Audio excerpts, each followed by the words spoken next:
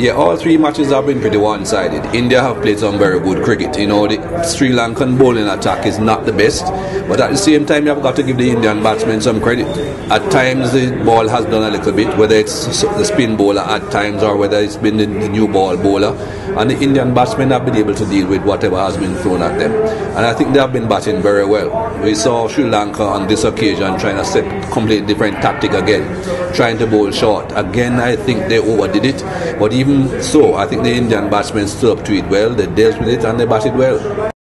Not too sure about that, but Jayawardene is a class act. You know, I think Sri Lanka depend on him and Kumar Sangakkara, and to a lesser extent Dilshan. Angelo Matthews of late has been getting some runs for them. So those are pretty much the big four. What they needed was Jayawardene to be supported by someone else at the other end for a long time. He and Dilshan had a good partnership. I think they put on a partnership of over 100 runs. But I think we saw why Dilshan, after such a long career, still only averages in the 30s. He pretty much gave his wicket away here. We gave it away in the last game, and that's something that we have seen on too many occasions. He's too good a player to giving his wicket away without even thinking about the situation of the game. They had already scored 7 runs in that over. You know, he knows that Kumar Sangakkara made nothing.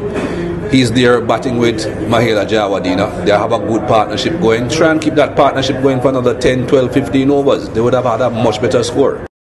Well, what it says is that they have a very, very good batting lineup. They have strong batting. You know, Dhoni coming back into this team will strengthen it even more because he's a fantastic cricketer. He will certainly come into the middle order and the lower middle order and show people exactly how to accumulate runs in that part of the innings. So that will strengthen their batting even more. I said from before the series started that I'm a little bit worried about their bowling, and what they need is some consistent bowlers. The fast bowlers have done well at different times. You know, we want to see them doing well consistently, because in Australia and New Zealand, if you have men bowling close to 135, 140 kilometers an hour and they have good control, they'll do well.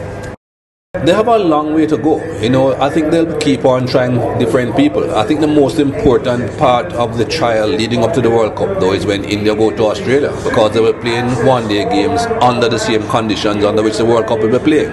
So they'll be able to see the guys who can perform under those conditions, because those are the conditions they were playing under in the World Cup. So that is going to be a lot more important to the Indian team than what's happening now.